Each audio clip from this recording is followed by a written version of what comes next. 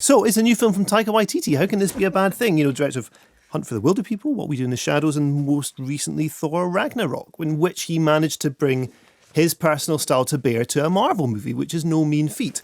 And Jojo Rabbit is exactly the kind of film that you make after you've done that, when you've proven that, you can bring your signature to a blockbuster and it can still make enormous amounts of money. That's when a studio will say, okay, hit me with your passion project. Let's do this. And I think by all accounts, this is certainly, I don't know if it's his lifetime's ambition to make this, but it's certainly been something that's been ticking over in his head for, I think, about 10 years. Well, his mum gave him the book. Yes, right. So it's inspired by this book, Caging Skies, by Christine Loynance, who is, I think, a German-born author who currently lives in New Zealand. A serious book, so it's not. It wasn't a comedy originally, and he has been. I think you would call it freely inspired by the novel. It's set during the Second World War, the dying days of the Second World War, in fact, in Germany, and centres on this 10-year-old boy called Johannes Betzler, who's played by Roman Griffin Davis. And he, having grown up in Nazi Germany and is I think, a keen member of the Hitler Youth, to say the least, has been fully indoctrinated with Nazi propaganda and, first and foremost, anti-Semitic propaganda that's all around him. And he's fired up by this stuff to an extent that even takes aback his mother, who's played by Scarlett Johansson. And here we can hear a typically uncomfortable discussion over dinner that mother and son have. Why so happy? Things are changing. The Allies have taken Italy, France will be next, and soon the war will be over. Why does that make you happy? You hate your country that much? I love my country. It's a war I hate. It's pointless and stupid, and the sooner we have peace, the better. Oh, the war will end. We will crush our enemies into dust, and when they are destroyed, we shall use their graves as toilets. Okay, no more politics. Dinner is neutral ground. This table is Switzerland. Let's eat. You aren't eating. No, I am not that hungry. I might eat later. For now, I'm just going to chew on these grapes. Well, I'm especially hungry tonight. So maybe I'll just finish yours. Don't want it to go to waste. Now, Johannes, or Jojo, is so juiced on Nazism that his imaginary best friend is Adolf Hitler. Or not necessarily the realistic representation of Hitler, a version of Adolf Hitler, who's juvenile, camp and squawky and flappy, and is played Childlike by Taika Waititi. Exactly. He's a kid's imaginary version of a dictator. And certainly for the first 2/3 of the film, although Hitler's prominence in the story fades towards the end, he is sort of perched on Jojo's shoulder, kind of advising him how to, to be a strong Nazi and to stand up for his country at a time when, of course, the war effort is starting to fall apart. And a crucial bonding moment between the two occurs at a Hitler Youth camp, where Jojo is asked to, this is how he gets his nickname, which is in the title, he's asked to kill a rabbit to prove his masculine strength by some of the older members of the Hitler Youth. And he chickens out, basically, so he becomes Jojo Rabbit. And Hitler says, you have to embrace this rabbit-like side to your personality. Rabbits are sly, they can kind of run around, they can provide for their family, they can provide for their country. You have to be the rabbit in the coming days. This inspires him in turn to leap headfirst into this grenade throwing contest that's going on at the camp, and he becomes disfigured. I have to say, not particularly dramatically. There's a sort of a squiggly red line on half of his face. But he becomes disfigured and has to spend time off school recuperating from this explosion. And it's while he's doing this that he realises his mother, Scarlett Johansson, is keeping a Jewish girl in their attic, whose name is Elsa and who's played by Thomasin McKenzie. And as he gets to know Elsa, he realises that all of this propaganda that he's been fed, this worldview that he's formed at 10 years old, is completely, drastically out of whack with reality. He develops feelings that are sort of partly brotherly sisterly, partly a childhood crush on the older girl. And he comes to defend the one thing that he was dead certain on what he was that he wanted to see eradicated from the world in order to, impress his imaginary Hitler and be part of this group.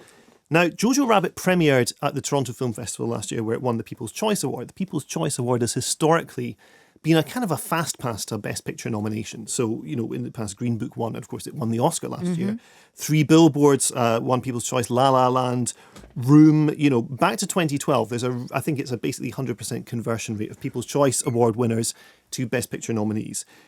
So I was expecting pretty special things from this, and when I sat down to watch it, and I've seen it twice now, I saw it at the London Film Festival in October last year, and again last night, I was aghast at what I saw. I think my problem with it boils down to this. It's been 75 years since Hitler died, okay? So I think for a film to say something, particularly a film that holds itself up as a satire, as Jojo Rabbit does, if it's going to say something about Nazism, it has to talk to the fact that, populism in the world, right-wing populism specifically, is back on the rise around the world. You have to somehow relate this idea that kids who are 10 years old who were indoctrinated in 1940s Nazi Germany is not a million miles away from what's happening today in the world. And what the film does is the opposite of that. It instead says, look, here's something incredibly stupid that happened a long time ago in Germany to these people that is kind of so laughably absurd that you can't imagine it being true, but look, it is. And the way in which it does this is that the adults who are Nazis in this film are 100% goons and idiots. I mean, you have Alfie Allen, who's this overgrown Boy Scout. You have Rebel Wilson, who's this kind of, she's some kind of like Third Reich brood mayor who's had like 18 kids or something like this and loves giving out rocket launchers to 10-year-olds. You got Stephen Merchant playing this Gestapo riff on a tote from Raiders of the Lost Ark. And you've got Sam Rockwell, who's this kind of nice Nazi who sees he's a Nazi, but his heart's not really in it. He's a closet. He's a gay Nazi who's not allowed to be. Right, exactly. But these people are all dupes and imbeciles, the way it's portrayed in the film, and they're held up to be completely ludicrous for falling for this stuff that is manifest nonsense. Now, to me, that's not satire. It's arguably burlesque, but you're not showing that this stuff is dangerous. You're saying it's not dangerous. You have to be this dumb in order to be taken in by it. What's more, it also shows that the war itself is basically absent from the film until the very end when it starts to impinge on the village.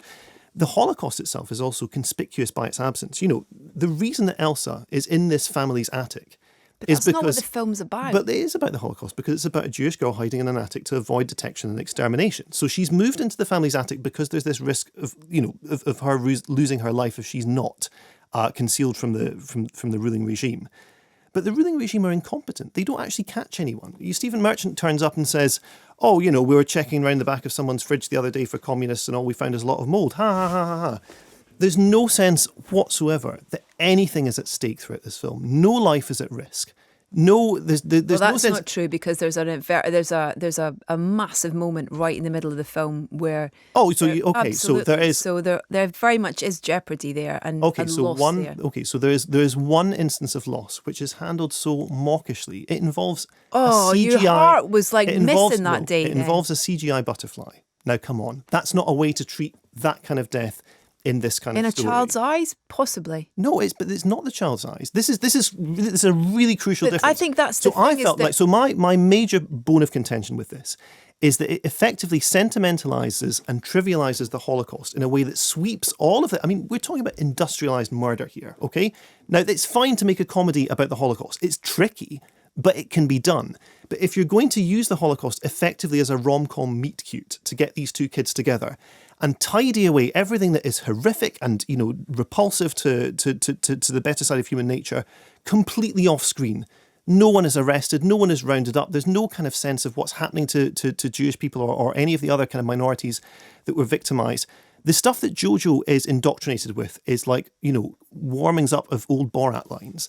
Jews have horns. Jews smell of Brussels sprouts. Jews have concealed bat wings. That's not at all what anti-Semitism is about. What anti-Semitism is this kind of blasting out of this message that Jews are the enemy within. These are people that you can't identify from these monstrous, ridiculous, appendages that they have. This is something these people have to be smoked out because they're ruinous to Nazi Germany, to the primacy of the Nazi state. These people are taking it down from within, and they have to be hunted out and they have to be murdered because of the danger that they cause us.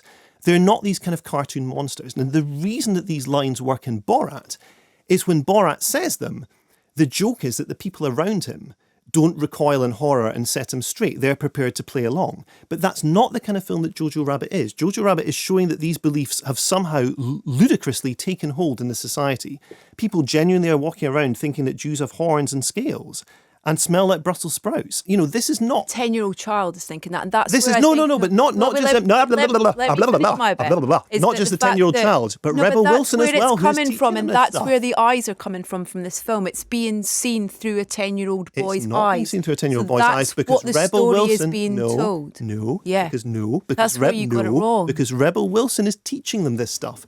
He's not coming up with this stuff as a fantasy. This is He's not in a scene with Rebel Wilson the whole film. In All the the world, other stuff Rebel that Wilson he's is seeing teaching is them the at the fact camp. of what he's The seeing. camp, by the way, which is just the worst, kind of laziest rip-off of Moonrise Kingdom I've seen in my life. The camp scene at the start, Rebel Wilson is lecturing these children, telling them that Jews are effectively monsters in these completely outlandish ways. But children Now, can't create that's their own not- thoughts from things they hear. But and that's not what the story's satirising. telling. That's not satirising Nazism. It's not satirising hatred. It's pretending it's something that it isn't. Now, for a film for a film to sweep all that stuff, the real stuff, the stuff it should be engaging with and sending up, for it to sweep it all off into the margins and present it with this kind of easy version of Nazism, which is completely like, of course no one's going to fall for this. It's completely ludicrous. To me, it's like a total satirical dereliction of duty. I think to have done that, it's got the most open comedic goal imaginable, and it decides that it's too difficult and instead aims for something different. Now, Can we get some other opinions on this? Okay. Yeah? So I've got more to say, but let's maybe I can Okay, I perhaps think we can stop delicately for a chime second. in. Okay, fine. Yeah, because I think when you get someone like Mel Brooks, you know, who's the king of satire with various subjects of coming in and saying that he thinks this film is fantastic, there's different opinions. Well, on look, what famous people say a lot of things. Dear during Thing award 1 and season. Thing 2. I saw the Golden Globe nominations before I went to see Jojo Rabbit and was surprised to see a 13-year-old boy alongside Kentucky Fried Craig's Benoit Blanc. My curiosity was piqued as it was by the trailer, so I went to see it on opening day with some of my regular cinema-going friends. Any thoughts of whether a satire about the Hitler Youth was okay were completely forgotten in the first 10 minutes, mostly due to the expertly and tightly written script. We cackled and giggled throughout, especially about the Gestapo and Stephen Merchant, whom I now believe to be 8 foot tall. Although the film drops neatly into the comedy genre, it traverses the danger of coming across as too blasé carefully, and it respects the tough topic it has chosen. It is in this way that the story wields the theme of indoctrination and the horrors of war to its advantage and lends itself to enjoyment in a way I had not anticipated from a comedy, as a well-developed and thoughtful film. Despite some tonally confusing scenes in the middle, such as the coal beard, if that isn't a spoiler, I felt like the movie was a roaring success and a perfect way to start 2020. Tinkety tonk and down with the Nazis, even Adolf Waititi. Sam Britton, 16. Greg Whelan. Dear delightful substitutes, just come back from a preview screening of Jojo Rabbit. What a film! But I'm sure you will have many responses far more eloquent than I can manage on the film itself, so to the point.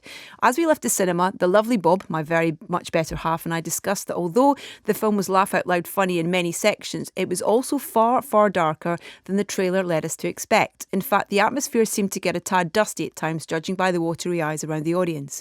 We both felt that this would be a film where a 12A should be replaced by a 12-year-olds only, no ifs, buts or maybes, if such a classification were to exist. We would be most interested to hear your thoughts on this when it eventually comes up for review. Tinkety tonk and down with the unicorn-eating Nazis, real or imaginary and all that jazz. Sean Butler. Every so often a film comes along that is head and shoulders above the rest. In 2019, that was La Belle Epoque. On the 1st of January, I popped along to see Jojo Rabbit. I cried with laughter and sobbing with anguish. Walking home after the film, I found myself crying again. Taika Waititi is a genius, and that is a word too often used. Taika could have ruined 2020 for me because I think I've just seen the best film of the year, and on January the 1st. Did you want to pipe in? I mean, there's nothing to respond to because it's just people kind of saying they loved it. Yeah. I mean, I appreciate I'm in the minority on this. Okay, here's one more. This is good. Okay, Steve. Dear left shoe and right shoe.